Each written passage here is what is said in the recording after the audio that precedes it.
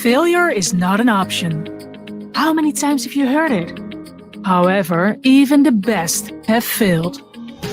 This is Fail, Inspiring Resilience, where we celebrate stories of vulnerabilities, adversities, and strength, shared by exceptional people to create a more resilient society. Because failure is indeed not an option, it is required to succeed.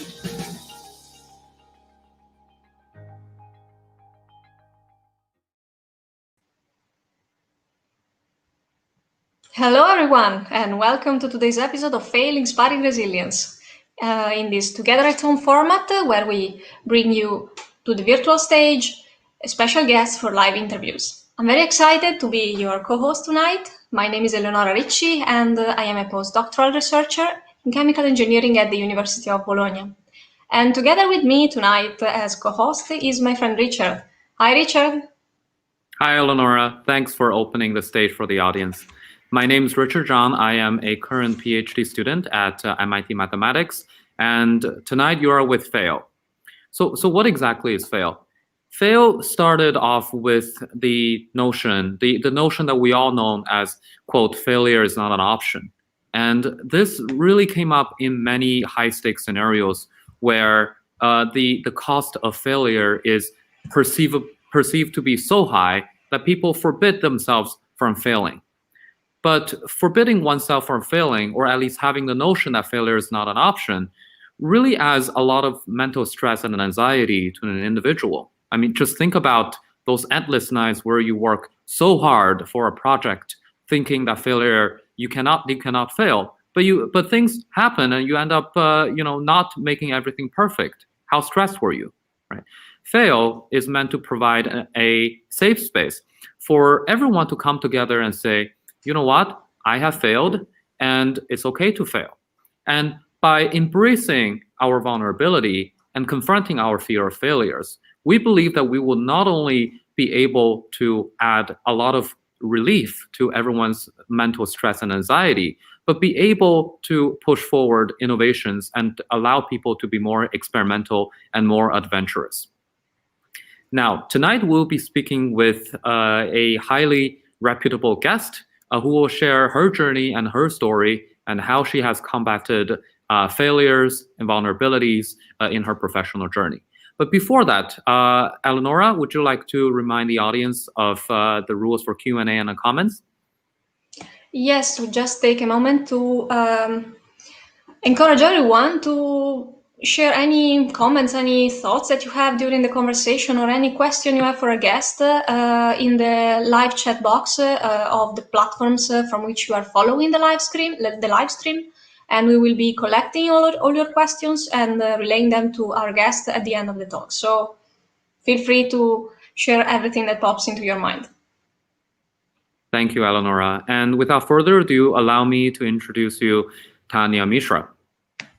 Tanya is an AI scientist, a seasoned mentor, and lately an entrepreneur.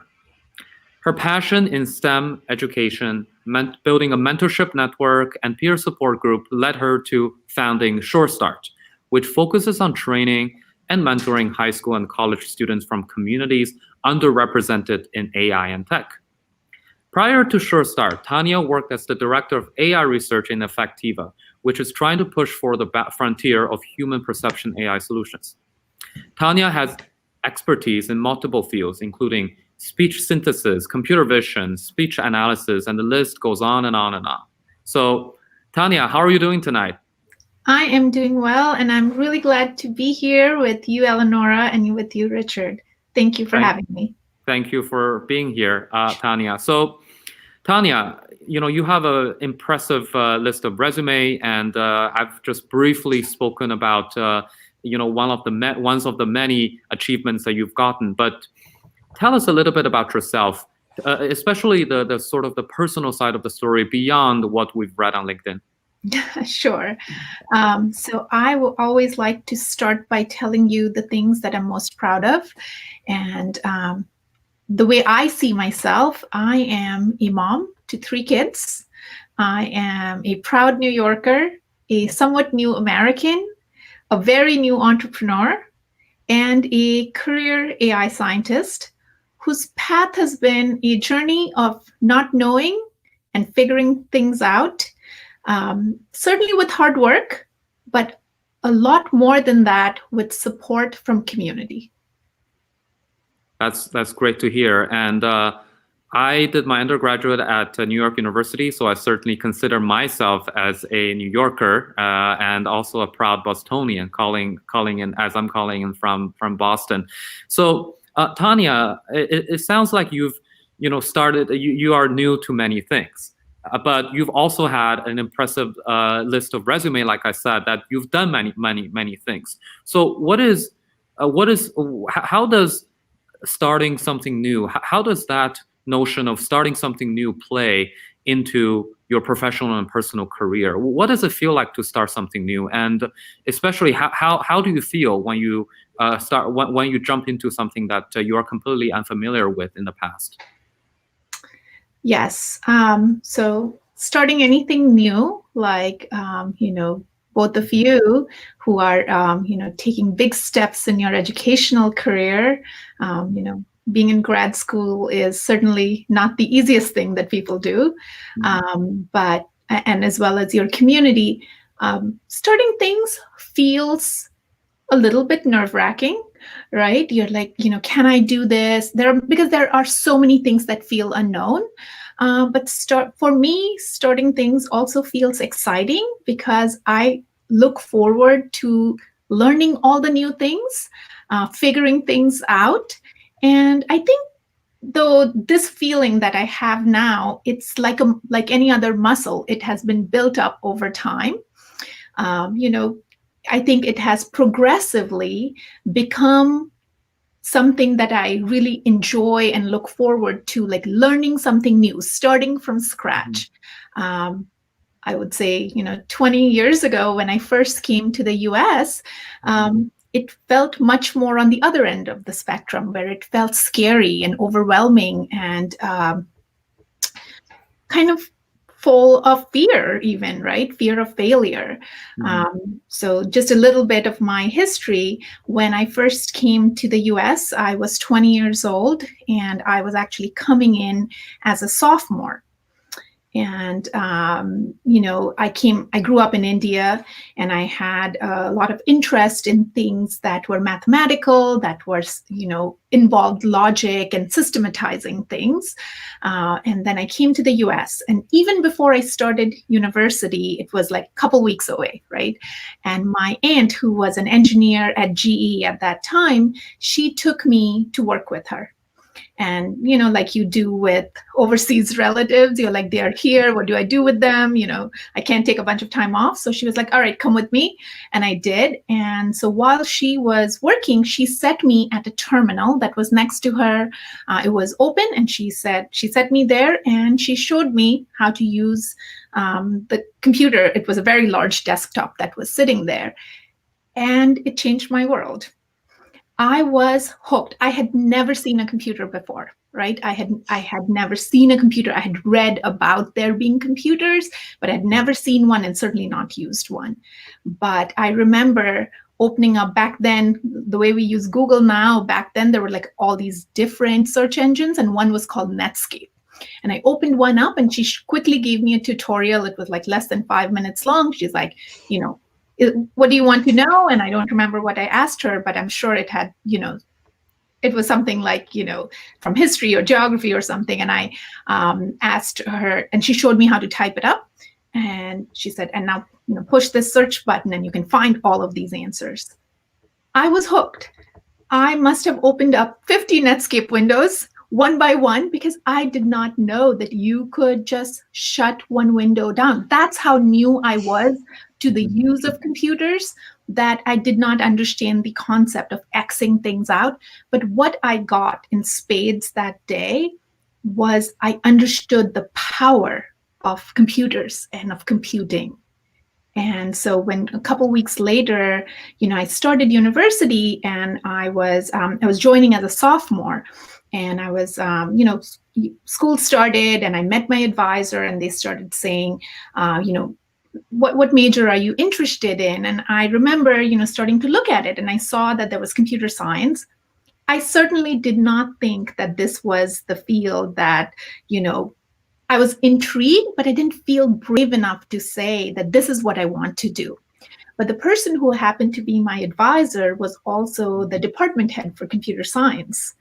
And she asked me, have you considered computer science? And I think I just looked at her like, are you sure you know who I am? Because I'm thinking at that time that I am the least equipped, not just, in as a sophomore, but in the entire university to be a computer science major, because I had literally met a computer 2 weeks before. I did not know how to type, much less how to code. And I was going to be in sophomore level courses, right? And they all had like different prereqs. And, so I told her I didn't know. And I remember distinctly that feeling, that choice that was in front of me. I could just tell her, just to save face, that I'm not interested, or I could admit to her that I was interested, but I didn't have many of the foundational skills, the most foundational being knowing how to type. And I decided, it was in that moment, I was like, it's going to feel a little uncomfortable right now, but the gains of just saying, I don't know, are definitely going to outweigh just, not exploring this really exciting field. So I told her that I didn't know. And what she did changed my life. She said, that's okay. You will figure it out and I will help you. And in under 2 years, I was interning in the information technology department of one of the most innovative places I have ever worked at. It was at the Mayo Clinic, and where they have an extremely well-developed, computer science and information technology department, and they're exploring ways in which to use technology to affect people's lives and their health and well-being. I mean, that was the beginning of my journey, and that was where I learned that the payoff of saying, I don't know. And I don't know is one way of saying, I'm going to fail at this if I do it right now. But it is also another way of saying, I don't know, but I'm eager to learn. And I have always, in that, since then, put my bet on, I don't know how to do this. I don't know this material. Sometimes I don't know what these set of words mean. And I think I would say it has served me well in my career, because what does a scientist do? They repeatedly come up against things that they don't know, but neither does anyone else in their field. Like, the job of a scientist is figuring out things that other people haven't yet figured it out. So it's constantly a journey of saying, I don't know. All right, let me try a few things. Let me ask a few people. Let me read a few papers, right? And either I will have a aha moment, or I will, ask my community, and someone else will have an aha moment on which I can build. Yeah, that's fascinating, and that's really powerful. The fact that you haven't touched computer before the age of 20, and now you are one of the leading AI. You are, and then now you have served as the director of AI research at a AI company. I think that is very encouraging for many of us in the community who believe that we are too late to learn something. We are. The prime age has passed. There's no such thing as too late to start something, as long as you have the curiosity to learn and the courage to delve into something that you've never touched on before. And the statement that I don't know, I feel like it carries so much power, but at the same time, it exposes a lot of vulnerability from our end to the rest of the world by saying, I don't know, right? This is beyond my comfort level. So I'm very curious to hear your thoughts on how you would typically encourage individuals to deal with the feeling of being vulnerable when you utter the word I don't know to your bosses, to your peers, or to the rest of the world. I think we should all look at kids as being the best mentors, as being the best representational role models of people who say, I don't know, hundreds, maybe thousands of times a day, because they are constantly asking you questions. Why this? What is that? When is this happening? They're asking questions. And what precedes asking questions is admitting, I don't know. In fact, I have spoken to linguists and behaviorists who have said that when you have a young child and they're first starting to learn how to converse, they cannot ask you questions until they experience the feeling of, I don't know. And I have learned that intimately because one of my children has some verbal difficulties. So we had to help him learn how to converse, things that come very naturally to many children. Some children, like my son, had to be very actively taught that. And it was only last year that we taught him how to, ask questions. But, before he was able to ask questions, we had to repeatedly put him in situations where the right answer is, I don't know. So we would repeatedly ask him questions about things where the answer really was, I don't know. And we would prompt him to say, I don't know. I don't know. So I don't know became a mantra for us, because as soon as he mastered that, then he was asking, first a few questions, then tens of questions, and now, like every other kid, hundreds of questions a day. And again, I go back to, each of you, your audience, and really my path, all of us, to be good scientists, to be good technologists, to be good businessmen, to be a curious innovator, right? Asking questions is really important. But to ask those good questions, you have to first experience the feeling of not knowing something. Otherwise, why bother asking a question? Indeed, and it's not enough to feel the feeling. It's you need to feel the drive to go beyond the uncomfortable spot and admit that you don't know and you would like to know more. But this is only half of the story, because from one side there is you, the person that wants to learn, and from the other side there is the person that can teach you, can give you what you don't know. And what's really great about the story that you shared about your professor before was that you said, I don't know, and she said, that's okay. Yes, that's okay. So for sure we need to see more of this kind of attitude from people in a leadership position, people in a mentorship position, that encourage people to come out, let's say, and encourage them to pursue the trying to find answers to their questions that they have. And I know that you are really passionate about being a mentor yourself and building mentorship communities. So I wonder if you can tell us a bit more about this and share your experience in being also on the other side of the question, I don't know. Absolutely. And I think that you are so right. We, of course, every time I encourage somebody to say, I don't know, what comes on the other hand is creating the environment where people feel like it's okay to say, I don't know, to say, I need help, right? And I think we need a more empathetic world. We need more empathetic communities.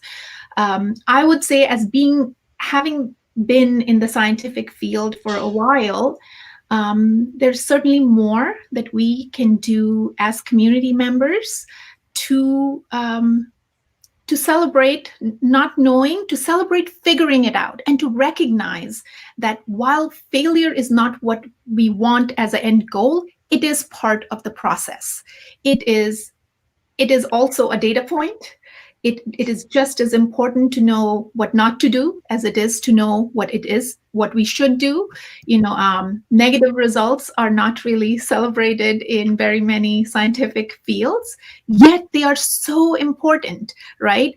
Let's say, you are out to build something, and like most of us know, we are all like, the scientific body of work that's there is not built by any one person. We're building on each other's work.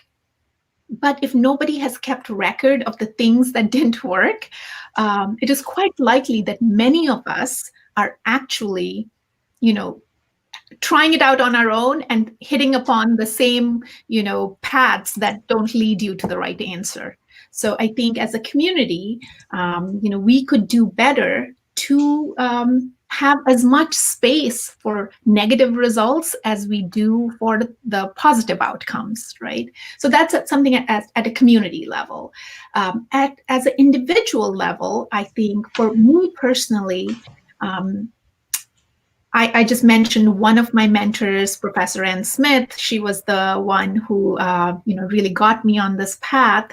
But there have been many other people, not just when I was getting my education, but even after I got my first job after my PhD, or, several jobs later on, or even as I've become an entrepreneur, who have been my network of support. They have created a relationship of trust where I can go to them and say, these are the things I need to figure out. Sometimes I have figured out a part of the answer, but I could use some advice on the rest. Sometimes it has been like, I don't even know where to start, right? And the ways in which their advice, but more importantly, their support, they're just keeping an open space for me to be vulnerable, has literally impacted the trajectory of my life. I do not think that I would have the career that I do without the investment of all of these people. So now I have, in the last 10 years, I have sort of turned it around and said, okay, who can I lend a hand to? So I have been mentoring students since 2008. It started with one student, and over the years, every year I find myself mentoring more and more students. And in every case, whether it's one student or it's a group of students, the first time I meet them, I always tell them, the interview stage is over. Now you and I are on the same team. Our success is collective. So if you are ever stuck, I want you to try out a few things, but if you really feel like you're just spinning your wheels, please don't waste your time. Come find me. I am here to support you. Sometimes I will know the answer. Sometimes I will not know the answer, and we will figure it out together, or we will reach out to somebody else who can help figure out the answers. So that's one thing that's sort of part of my opening speech to them. I always tell them I'm on their side. I say it very explicitly, because I think people need to hear it. And I tell them that if they are stuck, I am here for them. And what's interesting is that just knowing that means that a lot of people will just figure out more than, like, you feel more free, right? You feel comfortable, you feel free. And so you're willing to try really interesting things. And the first time somebody comes to me with something that they haven't figured out, they say, Tanya, I figured this out. I've done this and I got stuck here. And I say, that's great. So again, that has become part of my vocabulary. But when I first started saying that's great, when someone told me that they were stuck, it was a very intentional decision.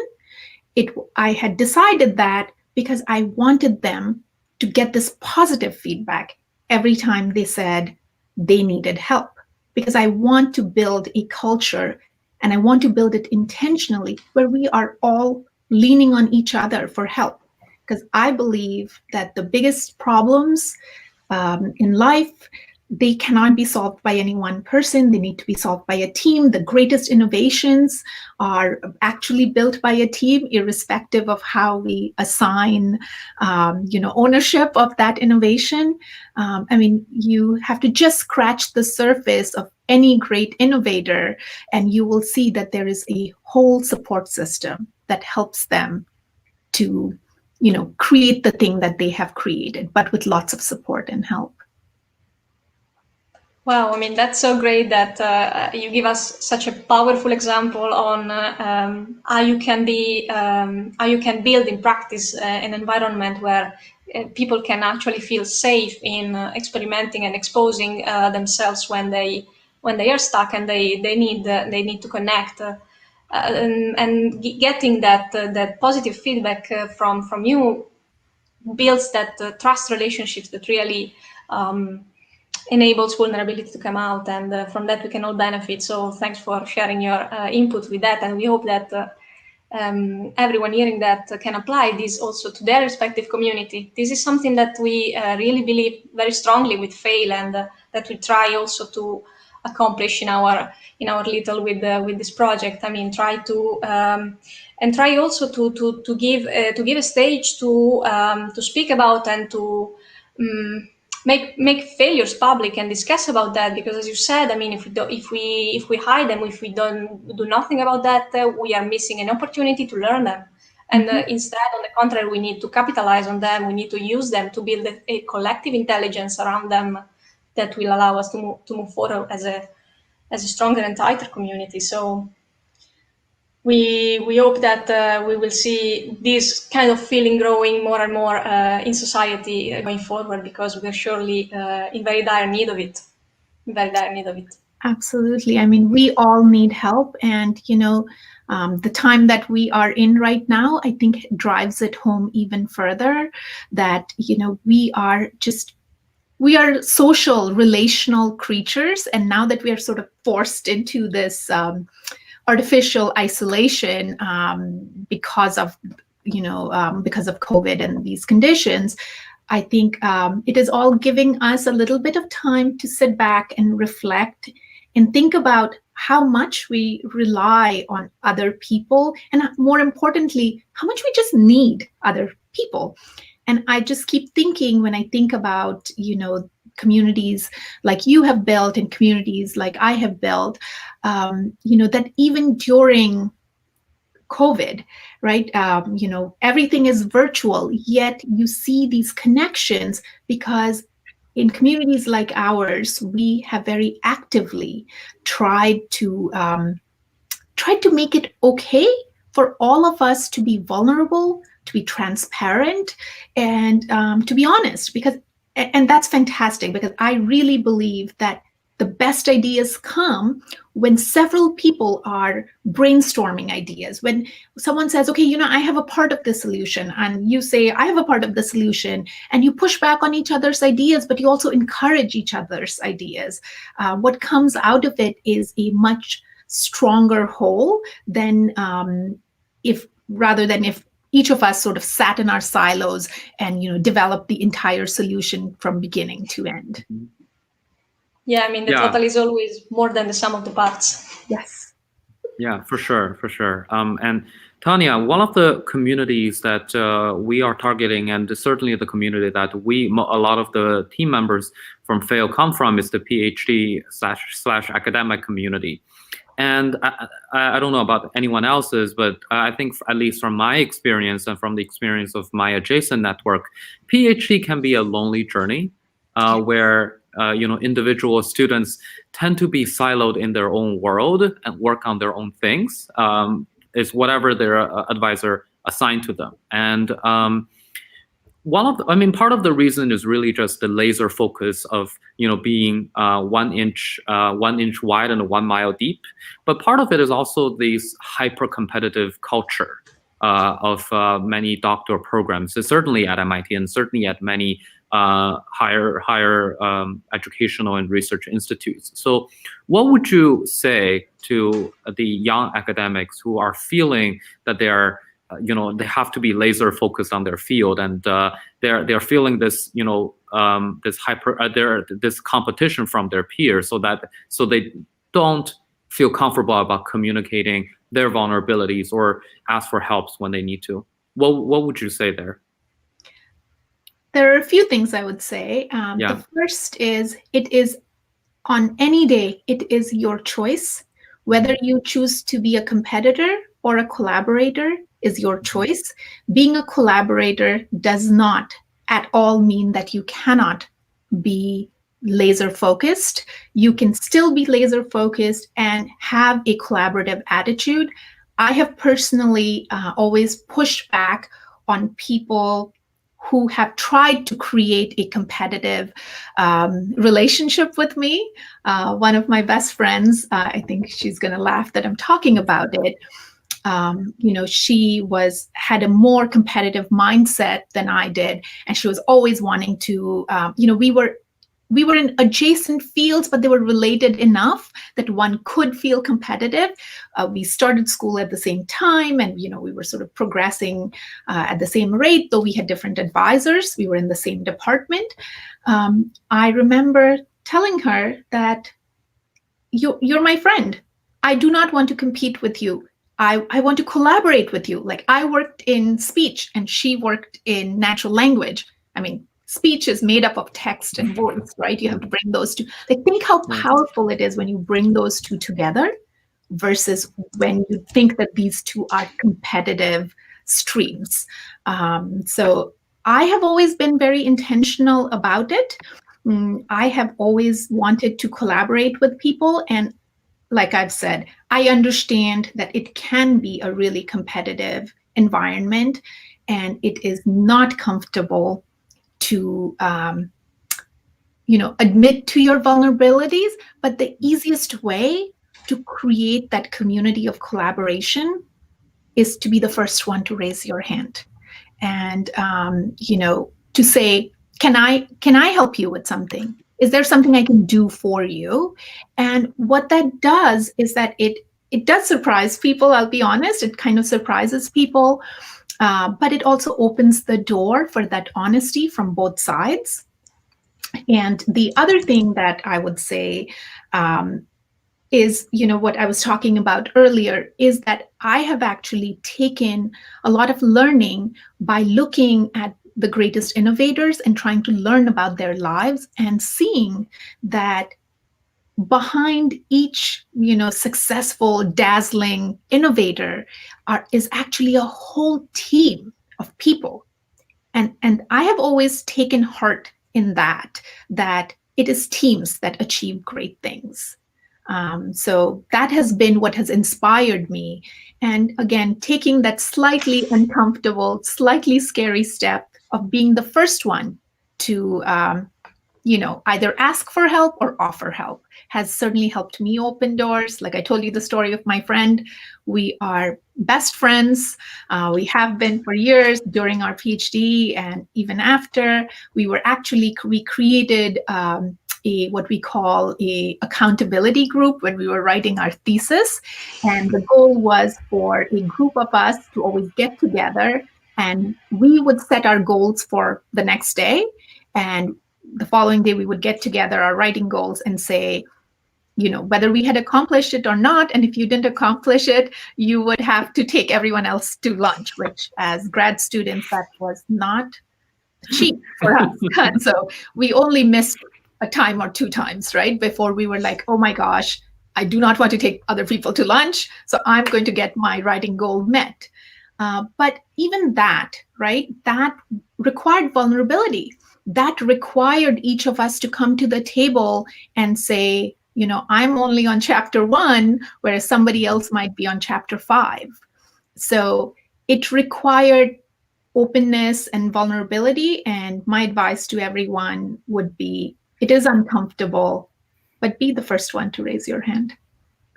Yes, for sure. And at Fail, for example, we also work in teams. It's just impossible for someone to be, for me or for Eleonora to be good at everything, right? I can do certain things, but there are certain things I cannot do. I cannot video edit. I cannot do video production. Those lies with the expertise of, for example, someone like Eleonora. So certainly working in teams and being collaborative is the way forward. And at the end of the day, you can only do so much. So definitely resonate with you there. You mentioned something very interesting, that is the sort of the mutual accountability group. In a way, what you're doing there is also just you're creating a community, right? You are creating a community of peer support groups in which everyone will look over each other's shoulder and make sure that we help each other get to the finish line. And I feel like that's very much empowering. And in a way, what you're doing right now, with Sure Start, is also something that you are aiming to build a community for those students who don't have an opportunity to see themselves in AI and tech. So that for me is also very inspiring. I want to actually segue into the topic around communities. We've talked about building ourselves for seeking helps and building a mentorship network, and building a peer support group. So I want to ask you, what is the idea of community to you, and how has it helped you along your professional journey, and how do you see Sure Start progress from the perspective of community building? Yeah, for me, community can very succinctly sort of be captured in the short phrase of lending a hand while raising a hand. So I know you are all PhD students, and both of you, and of course your community. And as PhD students, sometimes with this, I think you said it very nicely. It's an inch wide and a mile deep. We are that's our job. We're asked to focus in that way, and we're told to be laser focused. What happens, unless we're really careful, is that we become a little bit just focused on ourselves, and a lot of these insecurities and fears that we have are because we've become so inwardly focused. And I find that the best antidote to that is actually to lend a hand. I mean, by the time you are PhD students, irrespective of what you are feeling, the truth of the matter is you have achieved a lot. You have learned many things. You have, accomplished. You have sort of a history of accomplishments, which is why you are a PhD student, right? And you are actually quite ahead of many other people, and you've had, honestly, much more opportunity than other people. We are all privileged, like every single one of us. There may be identity attributes or sociocultural contexts because of which some of us may feel marginalized in some ways. But that said, with a broad lens, the fact that we are here talking about this and there are people listening in, I would say we are all privileged. So one easy way to both get over your insecurities, your fears, your sort of this laser focused attention to yourself is actually to find somebody else who is 2 steps behind you and to give them a hand. And more importantly, give them the support, the accountability, and lastly, and just as important, is the platform, right? We want to amplify diverse voices. We want communities that we create to be a reflection of the world that we live in, where all of us, men, women, people of different cultures, people of different ethnicities, people who speak different languages, but also people of different ideas, perspectives, concerns, we are all reflected in this really great community of support, accountability, and amplification of each other's voices. To me, that's what a ideal community does, is that we provide these 3 things to each other. And because of this belief, that is what I have tried to create through Sure Start. Our mission is simple. It is to bring the opportunity for AI learning and AI careers to young people who are in high school and in college, irrespective of who they are and where they are, through training, through accountability and through amplification of their voices. So if there is anyone in your community who's feeling a little bit, they're feeling some of the fears, the insecurities that come to all of us as grad students. I have certainly experienced it. I promise you, this is a great antidote. Go work with these kids who are just a few years behind you, and they want to walk your path. Give them a hand, work with them hand in hand, support them, hold them accountable, and celebrate all their wins. Dream their dreams for them before they themselves are able to. I think you will walk away inspired. You will walk away with awesome ideas that are bigger and more world-changing than whatever each of us are working on by ourselves. Oh, that's so true. That's so true. And we always apply the same philosophy to the failed project ourselves. I mean, we always say that we are both the producers of this project, but also the consumers of the project, because we so much need to. We take back so much when we give back something to people, Yeah. and this is something that. A shift of perspective that the sooner we realize, the sooner we can all benefit from. And I think that there are many different points that you raised that really I would really like to stress out. First of all is the need to shift perspective at the individual level, to not concentrate on yourself, but concentrate on outwards, not inwards.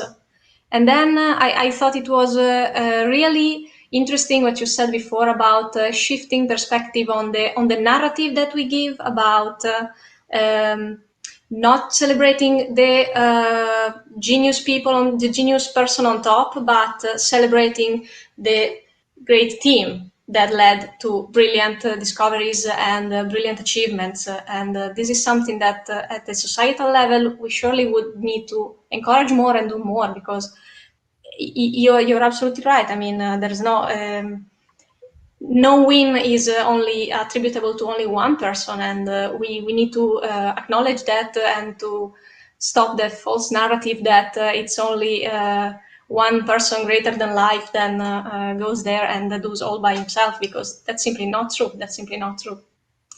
And so we have a couple of questions from the audience that just ties into what you already said about encouraging diversity in communities as much as possible. And especially Tanya from YouTube is asking, what would you, sorry,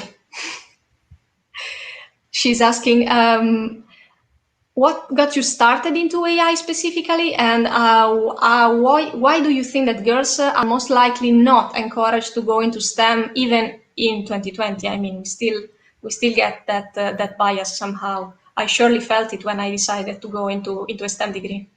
That's a great question. Yes, so I will. What got me into AI, actually, again, it was, I think I was in my final year of undergrad, and I had the opportunity to attend the Grace Hopper Conference for Women in Computing. And I think this may very well have been, I believe, the second Grace Hopper Conference, and it was held in Hyannisport. It was in 2000, so I think it was the second, may have even been the first. But what I remember, I mean, now when I look at the pictures from then to what Grace Hopper celebration looks like now, I mean, it looked tiny, right? Like everyone could still be photographed with a single camera that wasn't fancy. But it was really the first time that I had seen that many women technologists all in the same space. And it was at that time I actually heard a talk by a MIT researcher called Justin Cassell. And I remember her talking about teaching robots behavior. And once again, it was another aha moments in my life where I was like, okay, I remember walking up to her and asking her, what do I have to do to be able to do this? Like, this is a fun job. I want to do your job, right? And she was, again, that was the first time I had met her. And, I didn't go to MIT. I went to a small liberal arts school in the Midwest. And Justine actually kept in touch with me, encouraged me, gave me, she showed me some ways in which I could get more involved. And during that time, I actually also had it just happened to be at the same time I got the opportunity through an NSF grant to build a programming interface for people who were blind or visually impaired.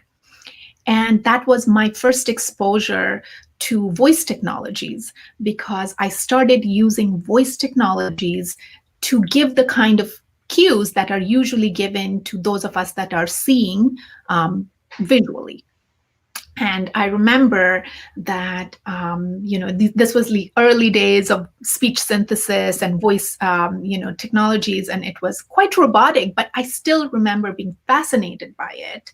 And so it was the combination, once again, of this, amazing researcher whom I actually connected with after many years, just a few months ago. And, I told her what I was doing and how much just hearing her talk and a few email exchanges from her had shaped the trajectory of my life. And so it was this combination of support from another woman in STEM and an opportunity to try working on this very new technology. I mean, I was an undergrad, at this tiny liberal arts school, which was better known for, philosophy and literature than for computer science, to be able to build this really forward-thinking technology, accessibility tool. Like in 2000, people were not thinking as much. Companies were certainly not thinking about accessibility. But so it was this combination of support and opportunity that put me on this trajectory. And it is indeed a shame that it is 2020 and we are still seeing the needle as not having budged in the last 20 years in terms of female representation. And I think it has nothing to do with ability. I mean, I think this is speaking to the choir, right? Preaching to the choir is how they say it. It is not to do with ability. It is a combination of cultural bias and sociocultural bias, how we train our children, what we encourage our boy children to do and our girl children to do. And, the lack of representational role models. You cannot be what you cannot see. I think going to that Grace Hopper conference and seeing this one female speaker who really fired up my imagination. Well, I don't think I can quite quantify how much effect it had on my decision to apply to grad school. I think emotionally, I certainly feel like that was a huge turning point. So I think all of us, as we head in the direction of, being uncles, aunts, parents, big sisters, just friends to younger kids, we need to be more intentional about what we are, what's the message we are giving, little girls as well as little boys. I think each of us who are women, who are in any way represent a community that is underrepresented in STEM, needs to take it as our responsibility to be a representational role model. Many of us, mostly, scientists don't like public speaking. We are not particularly good at it. It's okay. We don't have to be good at it. We just have to speak so that, in fact, the less polished we are, the better it is, so that some young kid listening in can say, well, if she can do it, I can do it, right? And I think it is each of our responsibility to be those representational role models in our communities, in our spheres of influence. Yes, absolutely. And I think what we're trying to do at FAIL by inviting a diverse set of speakers is exactly to provide this role modeling, to contribute to the world where certain races or certain gender is not well represented in different fields. And exactly like you said, you don't know what you don't know. You never thought that this would be possible to be a female AI scientist until you see one. So I for one am really glad that you got the role model back then, and you continue to serve as a role model for many female scientists or AI researchers in the future generations. Well, thank you. Yeah. Yeah, and we surely want to echo the call of action for all other underrepresented groups out there to be the role model that they maybe had or missed when they were looking for it. Yeah. And I think you really touched upon one of the biggest topics these days, and that's diversity, equity, and inclusion. And in the context of failure and exploration, I mean, we all encourage all of our audience members to fail, to experiment and accept failures as part of the normal learning lessons. But the truth is, like you said, we are in privileged positions. We run an experiment, didn't work, that's fine, right? We'll still have a job. For many of our community members who are not scientists, or who are not doing science, or who are not in a position to fail because of their particular background, then it can be very costly for them to experiment, to try new things, because failure can be prohibitively costly for them. So I think it's really important for us to put failure in the lens of diversity, equity, inclusion, and to talk about sort of the affordability to fail, and how we can model this conversation according to each and individual context. So I guess my question for you, and as we are exploring the topic, is in your opinion, how does diversity and inclusion play a role in having the conversation about taking risks? Because truth be told, not everyone can afford to risk. Absolutely. And I think that's where that second half of the equation comes in, that those of us that have privilege, it is our responsibility to create the empathetic environment of growth and innovation. And I call them growth and innovation because growth and innovation comes when we kind of take away the fear of failure. So I think that you guys are taking actually a great first step. You are creating a community of trust where people can come and say, I'm afraid of this. I don't know this, or how do I learn this? Because you are correct. There are people who are in jobs where saying that you don't know something is actually could cost them their job. So having a community where they can admit to that, and they can brainstorm with their community as to how to learn the thing that they don't know. Because of course, not knowing is step one. Step two is figuring out, okay, how am I going to learn that information? And then it is learning that information. So I think we all need to, there is no straightforward single answer to it. Again, it is a collective community-based answer. So we all need to be doing a variety of different things to solve this.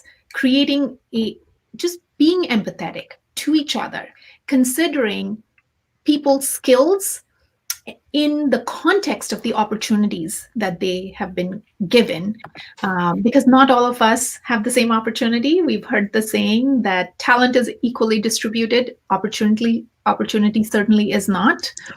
I just look back at my life, and I have cousins who were around the same age as me, and the three of us were just really, really close friends. But I was more fortunate than them. I found mentors, I found role models, I found people who made it okay for me to take this courageous step of saying, I don't know, but really I couldn't. But my cousins were not afforded the same opportunity. They didn't have, they didn't have the right conditions. So because we are all products in some ways of the environment in which we are. So I think we need to take our responsibility as people with privilege, whatever amount of privilege we have, we need to really do some soul searching and see, are we doing everything that we can do to create an, psychological safety for people? So I would say that's one of those, and you are already taking a first step. And those of us that have the ability to hire people, promote people, mentor people, we should be including diversity, equity, and inclusion in our decision making, in our hiring decisions. When you're hiring, you cannot suddenly turn around and become selfish and say, well, I want the guy with the longest list of acronyms. I think that's where our sort of what we say and what we do really has to come together, is in our decision making. Mm-hmm. Mm-hmm. Indeed. I mean, we always need to be mindful about what we have, that we didn't necessarily give ourselves, we inherited by the goodwill of others or by sheer chance, and be deliberate in acknowledging what we can do to even the balance. I mean, and this is a very powerful message and a very powerful call of action for everyone, because wherever your position is, there surely is something that you can contribute to this collective challenge to, build a better world ultimately. Yes, a more equitable world. Exactly. I think that we are getting close to 1 hour, so maybe we could just close with one final question from the audience and then say goodbye to our audience. So we have Katie Flick from YouTube that says that everyone needs a mentor like you. So, and then he asks about your recent experience with starting Sure Start and about your vision to change the AI community with that. If you can elaborate a bit more on that. Yes. So the Sure Start is not quite 2 months old officially. It will be that in on the 9th, but it has certainly been, once again, one of those journeys where there are lots of things to figure out, and lots of times where I have to ask people for help, and there are lots of things that I don't even know that I don't know. So lots of homework to do. But what my goal is to bottom up, is to change individual DEI lens, the way in which we view the world of who's an engineer, who's a technologist, who's a scientist, who's an innovator.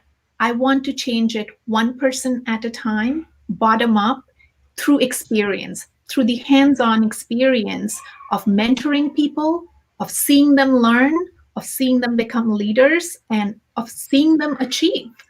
And my goal is to change hearts and minds of people already in the AI community through their involvement in the new entrants into this community. Yeah. So anybody who wants to be involved, please check out Sure Start's website and connect with me. I'm happy to chat and hear your ideas. And for me, there's nothing more satisfying than seeing the personal and professional growth of an individual because of my effort and my mentorship. It's kind of like you have a little plant, you water it, you take care of it in hope of it growing to the point where it can be self-fulfilling. And for me, that is certainly one of the reasons why I enjoy mentorship, and I can see the same passion coming from you, Tanya. And for our audience, Sure Start's website is, I believe, mysurestart.com, Tanya, Yes. if that's correct. And so just to sort of wrap up the talk, Tanya, if people want to connect with you, how should they do that? The easiest way to connect with me would be on LinkedIn or on Twitter. And I think LinkedIn, you can just search for my name. It's rather unique. There are not too many people with that name. And my Twitter handle is Tanya TTS. There was a time when I worked in text-to-speech synthesis, and that's when the Twitter handle was created. All right. Yeah. Yeah. Okay. Perfect. Well, with that, we are wrapping up the talk today.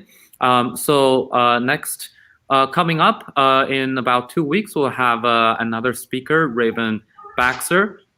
She is a microbiologist, a science communicator, and also a Fortune 40 under 40 in health. She is very passionate about racial injustice and equal representation of underrepresented members in STEM. So very similar to what we're discussing today. And please follow us on Instagram, Facebook, Twitter, and LinkedIn. We also have been pushing out podcasts onto Spotify and Apple Podcasts. So make sure you download them and follow us this way. And with that said, I will see you. We will see you in 2 weeks. Thank you very much, Tanya. Thank you guys for having me. Thank you for joining us tonight. Thanks for everyone who was watching. Bye-bye. Bye.